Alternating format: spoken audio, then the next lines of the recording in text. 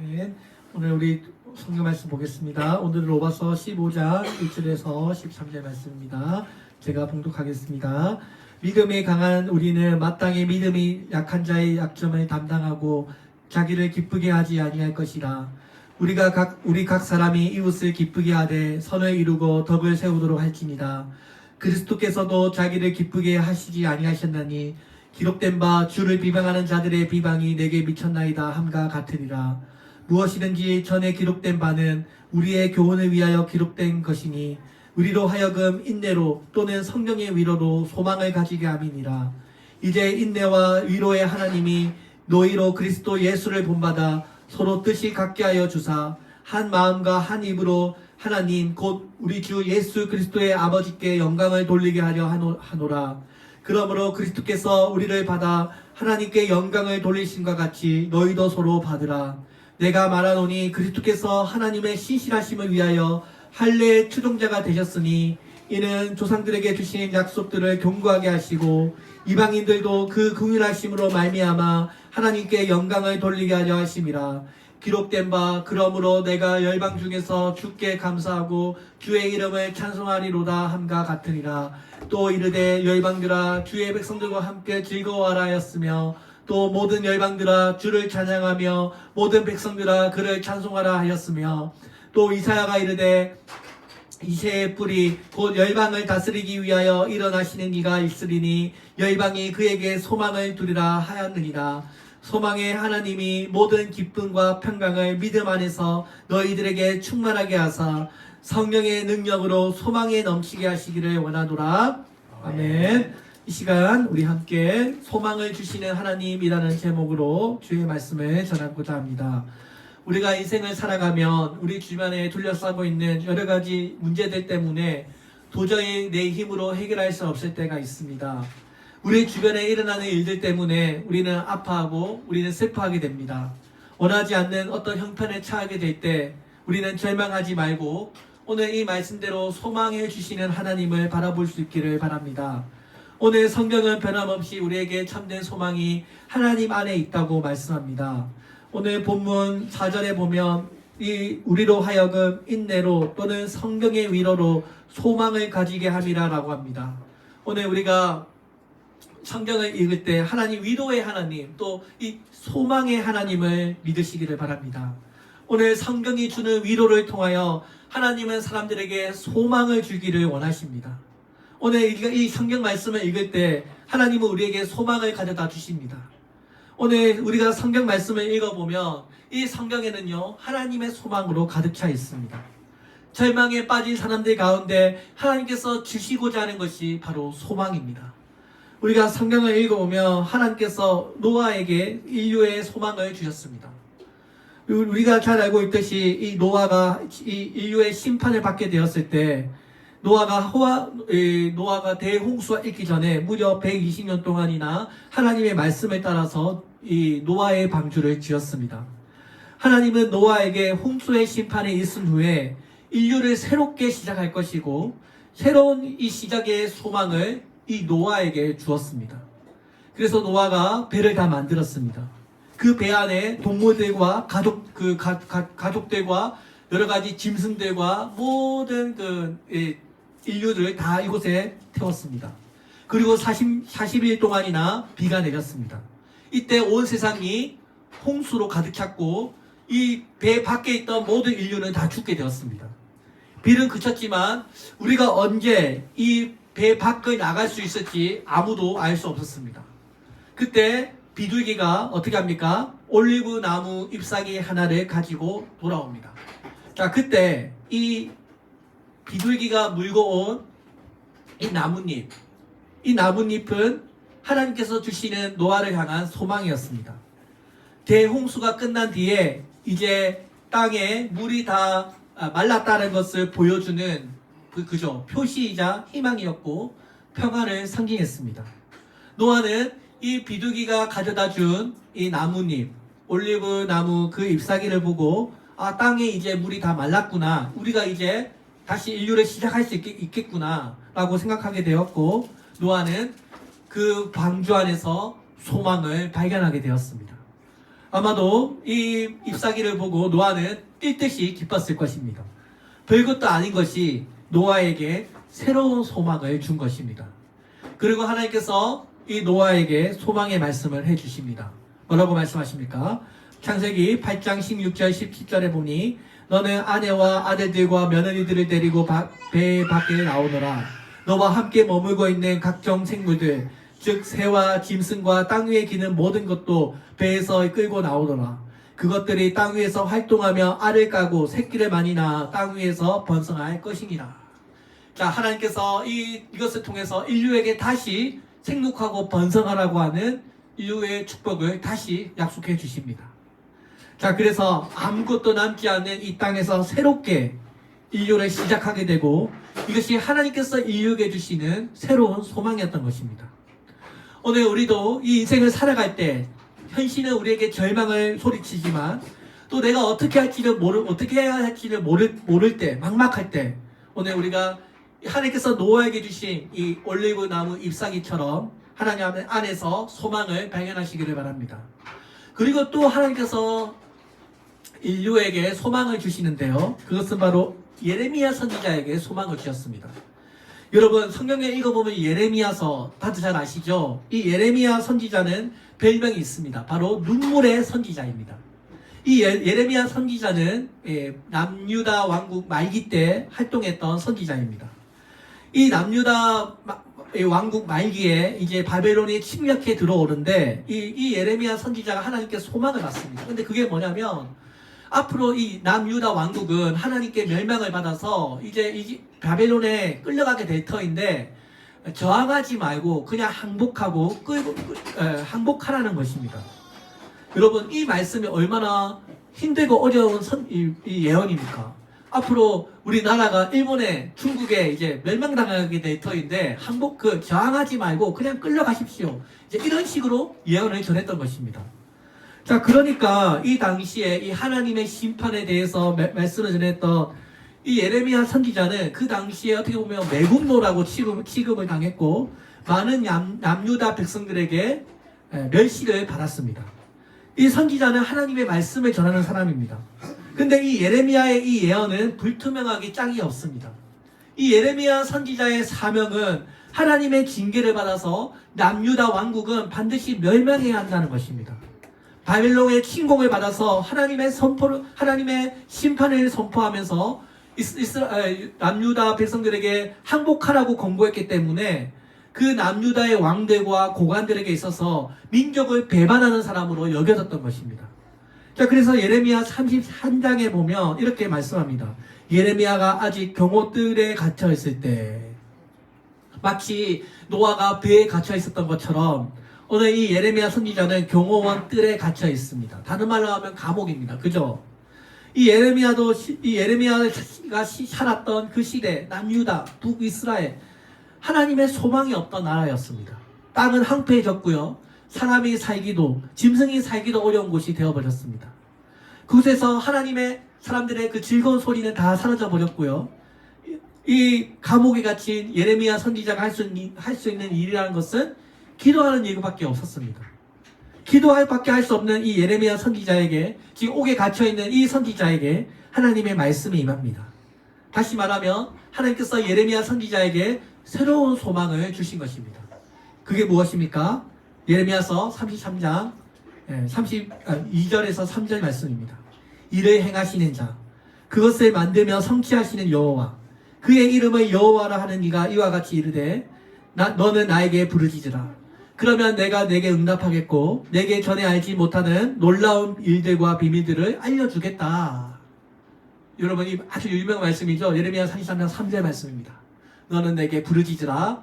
그럼 네가 알지 못하는 크고 놀라운 일들을 내가 너에게 보여주겠다. 이 말씀이 여러분 이 예레미야 선지자가 옥에 갇혀 있을 때 하나님께서 주신 말씀입니다. 다시 말해서 우리의 소망이 사라졌을 때 이 옥에 갇혔다는 것은 소망이 없는 상태잖아요. 삶이 우리를 가로막을 때 나의 꿈이 전혀 이루어지지 않을 것 같은 그런 절망적인 상황 가운데서 하나님께서는 너는 내게 부르짖으라. 내가 너에게 새로운 꿈과 비전을 주겠다고 약속하신 것입니다. 오늘 이 예레미야에게 주신 이 하나님, 이 예레미야에게 새로운 소망을 주신 하나님이 우리가 믿고 있는 하나님이십니다. 오늘 하나님께서 예레미야에게 꿈과 비전을 허락해 주셨던 것처럼 우리에게도 새로운 꿈과 비전을 허락해 주실 것입니다. 지금 예레미야가 처해 있는 이 현실을 황폐하기 짝이 없습니다. 근데 하나님의 소망이 이 예레미야에게 부어졌습니다. 현실은 여전히 시궁창이지만 사람은요, 소망이 있으면 언제든지 살아날 수 있습니다. 하나님께서 주신 이 새로운 소망으로 예레미야는 다시 살아났고요. 또 이 남유다를 회복시켜 주셨습니다.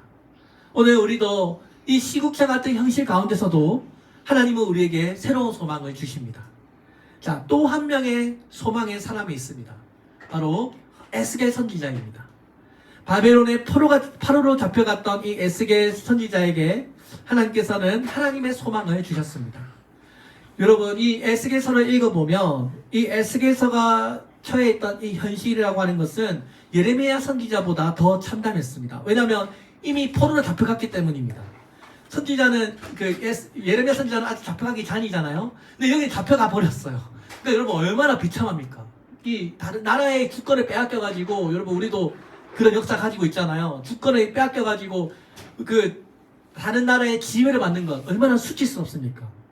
지금 예레미야가 접하고 있는 이 현실, 그바의 강가, 바벨론의 그바의 강가라고 하는 그 강에서 포로 수용소에 잡혀 있습니다.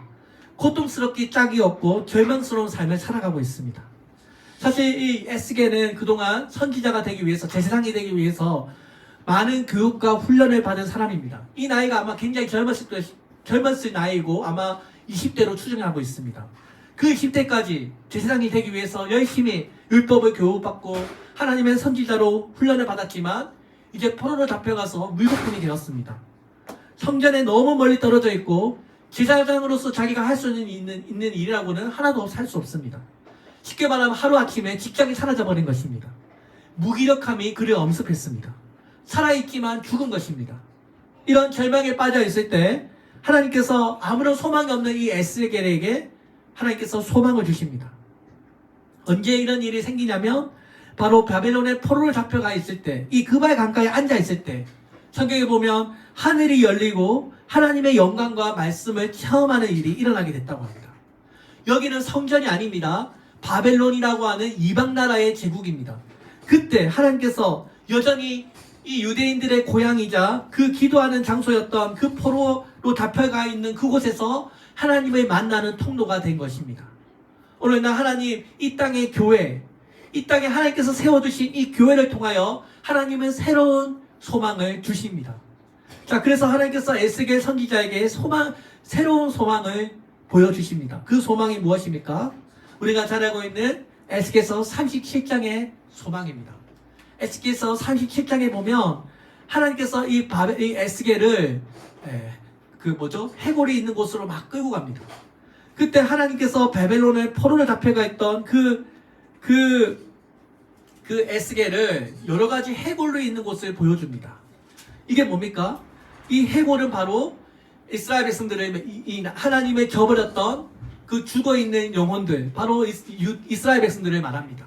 이 해골의 무덤은 곧 예루살렘을 말합니다. 하나님의 비전을 잃어버려서 소망이 없던 이 마른 뼈들, 해골 같은 이곳을 하나님께서 지나가게 하시면서 거기에 마른 뼈들이 성령의 충만함을 받아서 다시 어떻게 된다고요? 회복하게 되는 비전을 하나님께서 보여주십니다. 하나님께서 이스라엘 백성들이 마른 골짜기에 마른 뼈들이 다시 살아나서 지극히 큰 군대가 되는 비전을 보여주십니다. 그러고 난 다음에 하나님께서 또 하나의 비전을 보여주시는데 그것은 바로 두 막대기 환상입니다. 여기 보면 에스겔서 30장에 보면 너는 곧 이르기를 주 여호와께서 이와 같이 말씀하시기를 내가 에브라임의 손에 있는 바 요셉과 그 짝 이스라엘 지파의 막대기를 가져다가 유다의 막대기에 붙여서 한 막대기가 되게 한즉 내 손에서 하나가 되리라 하셨고, 두 막대기인데 하나는 북이스라엘, 하나는 남유다라 적고 그것을 다 훔쳐지라고 말씀합니다. 여러분 이게 무슨 뜻일까요? 자, 지금 이스라엘이 남유다, 북이스라엘로 나눠져 있지 않습니까? 분열되어 있지 않습니까? 자, 이것을 통해서 하나님께서 새롭게 하나로 통합시켜 줄 것이다. 두 막대기를 하나로 합치는 이 행위를 통해서 분열되어 있는 이스라엘이 하나의 나라가 다시 될 것이라고 하는 새로운 소망을 부어주신 것입니다. 이 마른 뼈와 같은 이스라엘 민족들이 무덤을 열고 나와서 새롭게 지극히 큰 군대가 된 것처럼 또 이 두 막대기 남유다와 북이스라엘이 앞으로 하나가 되어서 다시 회복하게 될 것이다. 통합하게 될 것이다. 통일하게 될 것이다를 보여주신 것입니다. 오늘 하나님께서 이렇게 오늘 에스겔 선지자 쉽게 말해서 지금 노예로 포로로 잡혀있는 그 그발 강가에서 하나님은 이 이스라엘 나라가 회복하게 될 것을 새로운 비전을 보여주신 것입니다. 그리고 하나님께서 에스겔 선지자에게 뭐라고 말씀하십니까? 여호와 삼마 거기 계시는 분 하나님은 항상 우리와 함께 하시는 분이라는 것을 보여주셨습니다. 포로로 잡혀있는데 아무런 희망도 없는데 지금 뭐예요? 노예 생활을 하고 있는데 하나님은 너희와 함께 할 것이고 이 이스라엘 나라가 회복하게 될 것이고 지극히 큰 군대가 될 것이다. 오합지졸인데 빡다기들인데 하나님은 성령의 충만함을 받아서 너희가 다시 지극히 큰 그리스도의 군사들이 되어서 나라가 통일하게 될 것을 보여주신 것입니다.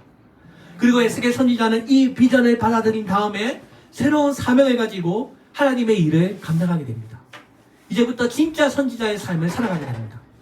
오늘 이처럼 여러분 노아, 예레미야, 에스겔 선지자 하나님의 소망이 우리 안에 들어오면 우리는 우리 안에서 이 하나님의 영이 새롭게 역사하십니다.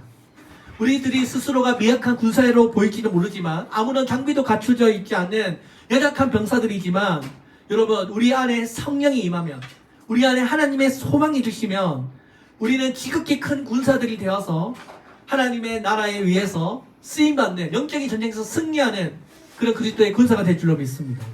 여러분 아시죠? 우리가 이 인류의 역사를 보시면 내가 예전에도 말씀드렸지만 이수신 장군 또 모세 다이안 이 장군들이 여러분 그 당시에 여러분 이길 수 없는 전쟁이잖아요. 여러분 배 12척 13척으로 330대 그 일본의 장군들이 다 물리쳤잖아요. 여러분 이길 수 없는 그 전쟁도요 지휘관과 그 당시에 그 군사들에 의해서 여러분 얼마든지 전쟁에서 이길 수 있다는 것을 보여주고 있습니다. 뿐만 아니라 여러분 2002년 우리 대한민국 월드컵 단 한 번도 16강에 올라간 적이 없는 우리 대한민국 축구팀이 히딩크라는 감독을 만나서 4강에 진출했지 않습니까? 그때 우리가 뭘 느꼈습니까? 축구를 잘하고 못하고는 감독의 역량이 굉장히 중요하다는 것을 우리가 체험하지 않았습니까? 성경은 반복해서 믿음의 자녀들에게 말씀합니다. 이 세상의 감독들과 지휘관들과 비교할 수 없는 최고의 지휘관이 우리와 함께 하고 있다는 것입니다. 우리의 지휘관이 누구입니까? 만군의 여호와. 그죠 여러분? 우리 삶의 지휘관이 누구이십니까? 바로 만군의 여호와. 이 세상에 하나님을 능가하는 지휘관은 없습니다. 이 세상에 하나님을 대적해서 이길 수 있는 어떤 군대가 있습니까? 없습니다. 이 세상에 하나님의 능력을 넘길 수 있는 그런 세력은 존재하지 않습니다. 오늘 이 에스겔의 하나님, 오늘 우리에게 새로운 소망을 주시는 하나님이 우리와 함께하고 계시고 오늘 천군 천사들을 우리에게 보내주셔서 오늘 우리의 이 연약한 교회에 있지만 하나님께서 우리와 함께 하심으로 우리는 하나님의 군대가 될 것이고 지극히 큰 용사가 될 줄로 믿습니다. 여러분 생각해 보세요. 오늘 만군의 하나님이 우리의 지휘관 되시고요. 예수님이 우리 교회의 머리가 되셔서 우리 교회는 여전히 강하고 우리는 주님 안에 있기 때문에 영원한 승리가 보장되어 있습니다. 다시 말하면 천국이 우리에게 보장되어 있습니다. 여러분 오늘 우리가 하나님 안에 있으면 여러 가지 염려거리들, 근심거리들, 삶의 걱정들 하나님께서 우리에게 새로운 소망을 주실 줄로 믿습니다. 요한복음 16장 33절에서 예수님께서 말씀하셨습니다. 세상에서 너희는 환난을 당하지만 담대하라. 내가 세상을 이겨노라. 그죠 여러분? 지금 우리가 사는 이 현실을 한번 바라보세요.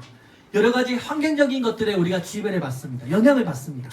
어쩌면 우리가 에스겔 선지자처럼 우리 눈에 보이는 이 현실이 마치 마른 뼈의 골짜기처럼 해골같이 아무 소망이 없는 죽어있는 것 같은 그런 현실을 우리가 느낄 때가 있습니다. 그러나 우리가 오늘 교회에 나와서 성령 충만을 받고 다시 한번 우리의 몸과 마음을 주님께 드린다면 우리들은 지극히 큰 그리스도의 군사가 될 수 있습니다.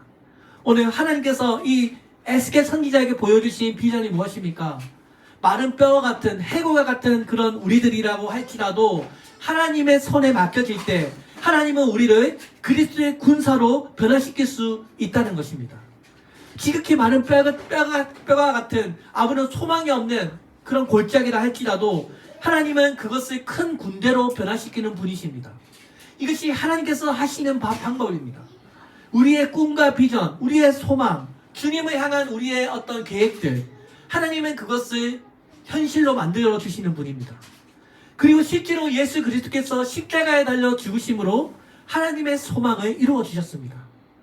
오늘 8절의 말씀을 보세요. 오늘 8절에서 사도 바울이 뭐라고 말씀합니까? 내가 말하노니 그리스도께서 하나님의 신실하심을 위하여 할례의 추종자가 되셨으니 이는 조상들에게 주신 약속들을 경고하게 하시고. 오늘 사도 바울이 왜 그리스도께서 할례의 추종자가 되었다고 말씀하고 계십니까? 여러분, 이 당시에 이 로마 교회 안에 이 믿음이 강한 자와 믿음이 연약한 자, 이방인과 유대인들 사이에 음식 문제, 절기 문제들 때문에 어떤 장벽이 있었다는 것을 우리가 잘 알고 있습니다. 이 장벽이라고 하는 것, 할례를 받은 자와 할례를 받지 않은 자, 유대교의 문화에 익숙한 자와 유대 문화에 전혀 모르는 자들이 서로 한 교회를 이루고 있고, 여기 안에 어떤 여러 가지 절기와 음식법 때문에 많은 문제를 일으키고 있다는 것을 우리가 알고 있습니다. 여기 예수께서 지금 할례의 추종자가 되셨다라고 하는 것은 바로 유대인들이 그동안 믿고 있던 그 아브라함의 언약, 할례 언약, 반드시 할례를 받아야 구원받는다고 하는 것, 율법을 지켜야 구원을 받는다고 하는 것, 그죠? 그것들, 예수님께서 그 할례의 추종자가 되셔서 우리가 이룰 수 없는 모든 그 유대의 율법들을 예수님께서 추종자가 되셔서 그 율법을 다 이루셨다는 것입니다. 다 완성하셨다는 것입니다. 이 할례라고 하는 것이 하나님과 이스라엘 백성들 사이에 어떤 약속을 상징하지 않습니까? 언약의 표시이지 않습니까? 예수께서 이 땅에 오셔서 참된 할례의 의미를 이루셨다는 것입니다. 마음의 할례. 예수님께 하나님께 구원받기로 약속받은 자들, 그것이 유대인이든 이방인이든 상관없이, 할례를 받았든지 안 받았든지 상관없이 하나님께서 그들을 받기로 작정하셨다는 것입니다. 여기 경고하게 하시다라고 하는 말은 성취하다, 확정하다라는 것입니다. 하나님께서 범죄한 인류를 구원하기 위하여 이 땅에 구세주를 보내주겠다고 약속하셨는데, 그 약속이 예수님을 통해서 완벽하게, 완전하게, 분명하게, 견고하게 이루어졌다는 것을 의미하는 것입니다. 그리고 9절에 보면 이방인들도 그 극률하심으로 말미암아 하나님께 영광을 돌리게 하려 하심이라 기록된 바, 그러므로 내가 열방 중에 주께 감사하고 주의 이름을 찬송하리로다 함과 같으니라. 이 땅에 실제로 하나님의 소망, 예수 그리스도가 이 땅에 오심으로 하나님의 긍휼을 보여주셨습니다. 사람들이 하나님이 정말 모르니까요, 진짜 하나님이 이 땅에 내려오신 것입니다. 예수님께서 모든 사람을 위하여 십자가에 달려 죽으실 때 하나님의 자비와 긍휼하심을 보여주셨습니다.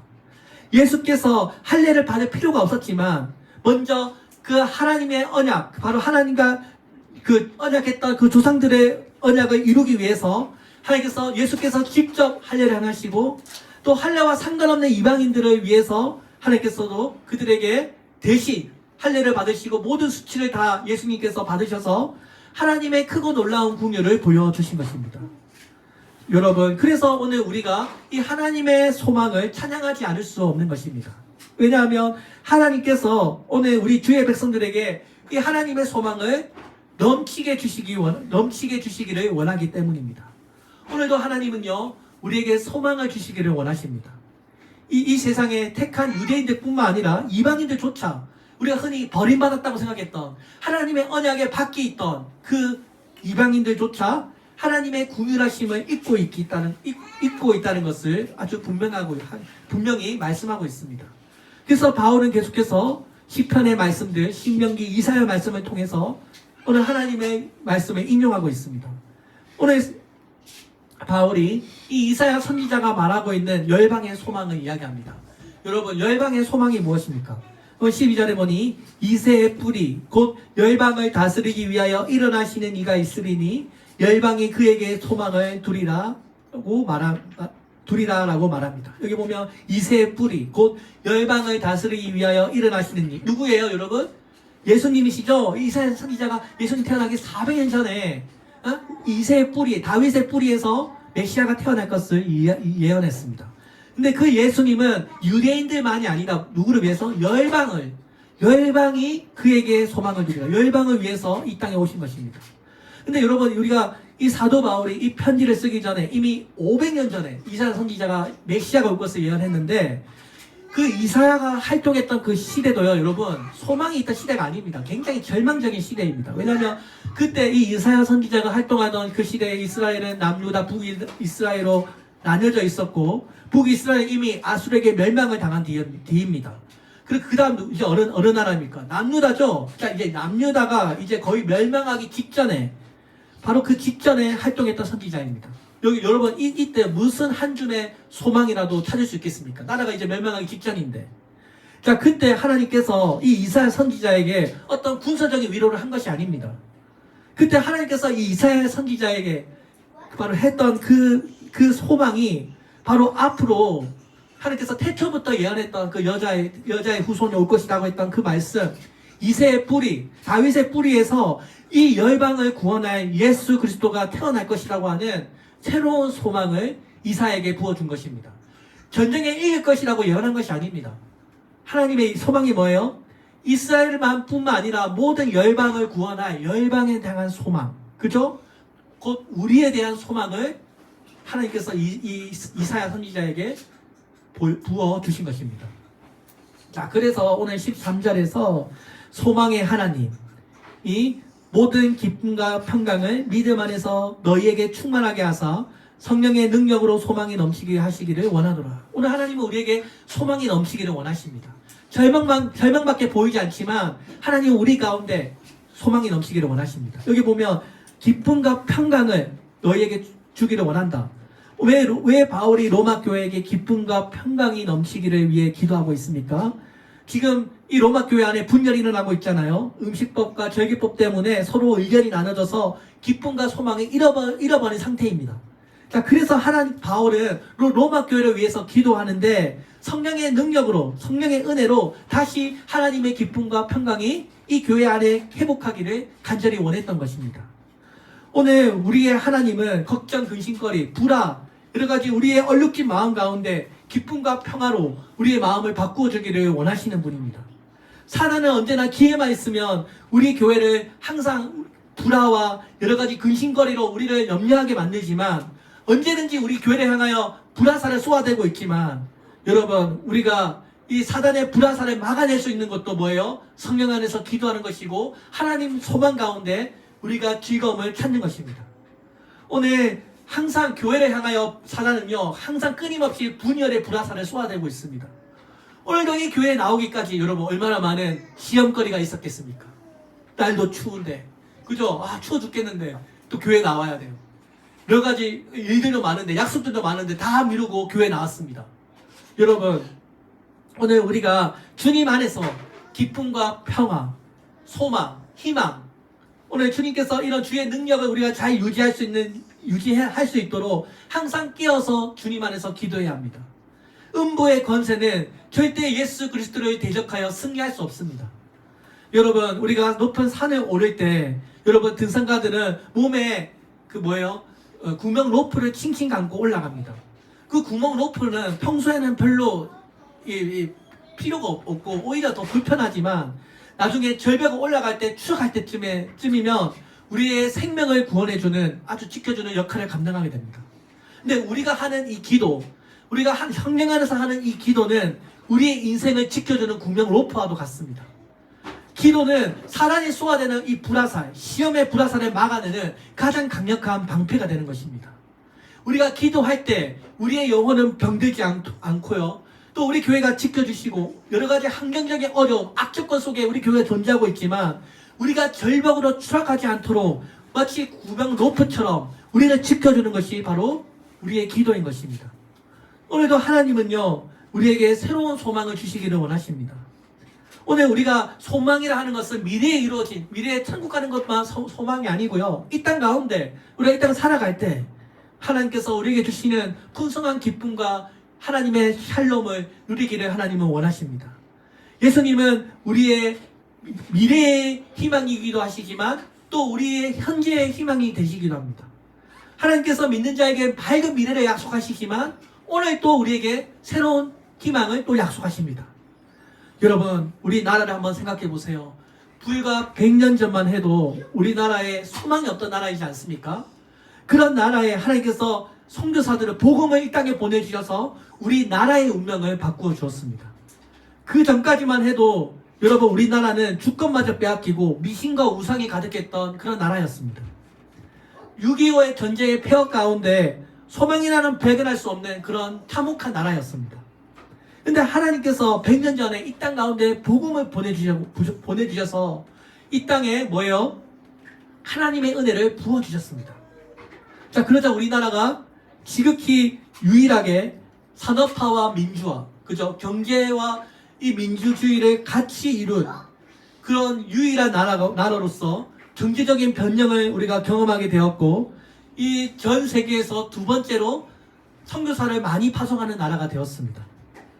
여러분, 기독교가 처음 이 땅에 들어왔을 때요, 우리 조선 땅에는요, 희망이라고는 발견할 수 없었습니다. 그런데 우리의 대한민국, 한국 나라가, 또 우리 한국교회가 본격적으로 그리스도의 군사로서 강력한 군대로 변화되는 시기가 1907년쯤이라고 합니다. 근데 이 1907년에 무슨 일이 있었냐고 하면 바로 평양 대부운동이 일어납니다. 1907년에 북한 장대현 교회에서 그 당시에 많은 사람들이 모여서 성령이 이때 임합니다. 이때 많은 사람들이 자신의 죄를 고백하고요, 이 사람들이 불과 같은 성령을 경험하게 됩니다.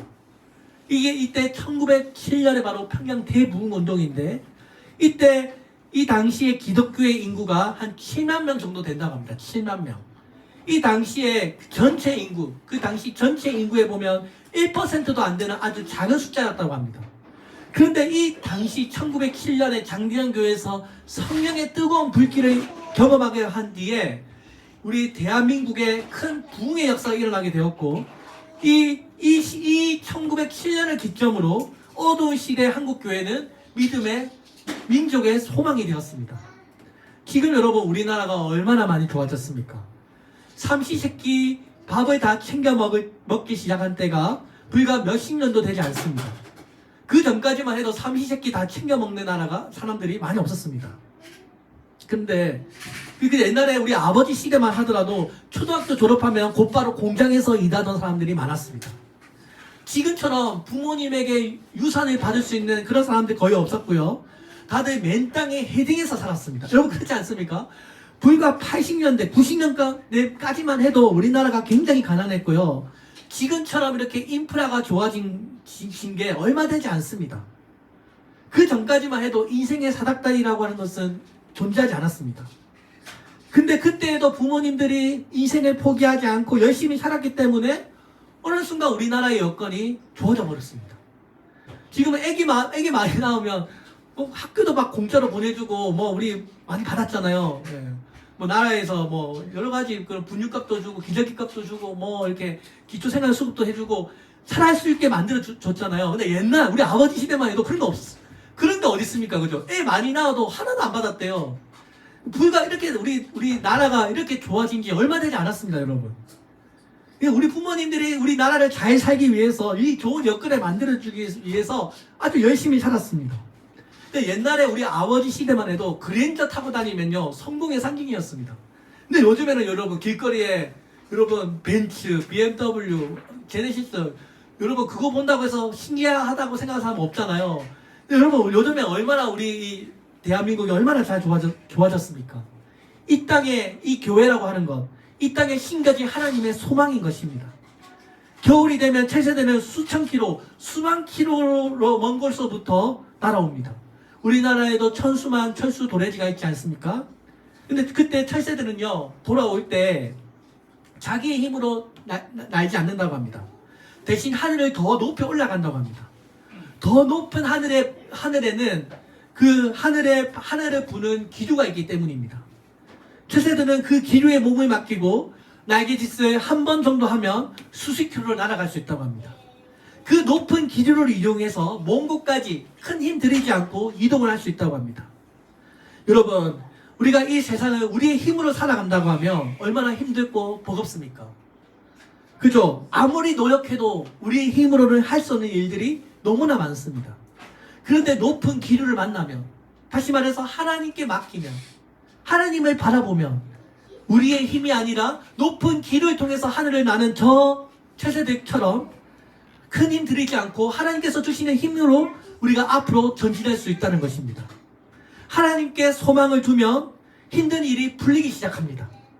문제를 바라보면 절망적이지만 하나님을 바라보면 소망이 생기는 것입니다.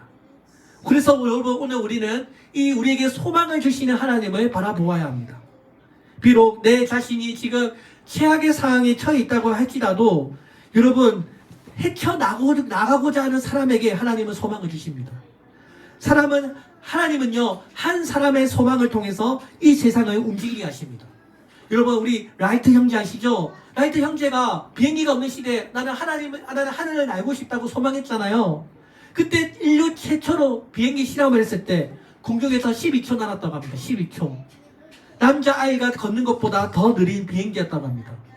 그런데 그 첫 소망, 하늘을 날아보고 싶다고 했던 그 첫 소망이 굳게 막혀있던 하늘의 길을 열고 인류 최초로 비행기 실험이 이루어진 것입니다. 오늘날 전 세계를 여행하게 되는 그런 일이 이루어지게 된 것입니다. 그 누구도 상상하지 못했습니다. 인간이 하늘을 날 수 있다는 것 아무도 상상하지 못했습니다. 근데 그 한 사람의 소망으로 하여금 오늘 우리가 비행기를 타고 다닐 수 있도록 만들어준 것입니다.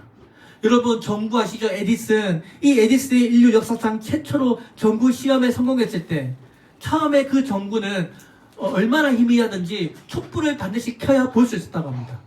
전구를 만들었는데 촛불을 켜야만 볼 수 있었던 것입니다. 그 필라멘트의 첫 소망이었습니다. 그 한 사람의 소망, 어두운 길에 내가 빛을 보고 싶다고 했던 그 한 사람의 소망이 이제는 전구를 켜고 다닐 수 있도록 우리에게 만들어준 것입니다. 하나님 나라에서 한 사람의 소망은 결코 작지 않습니다.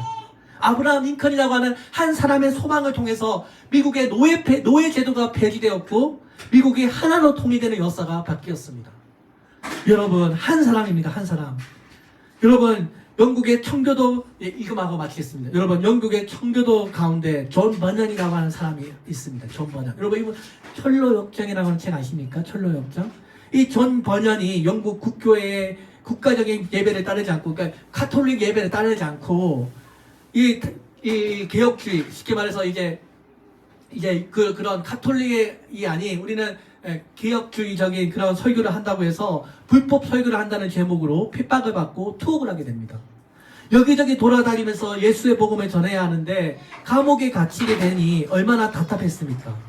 그는 참으로 인내하기가 힘들었다고 합니다. 견디기 힘들었다고 합니다. 그러니까 그가 쓴 편지에 보면 이런 말을 해요.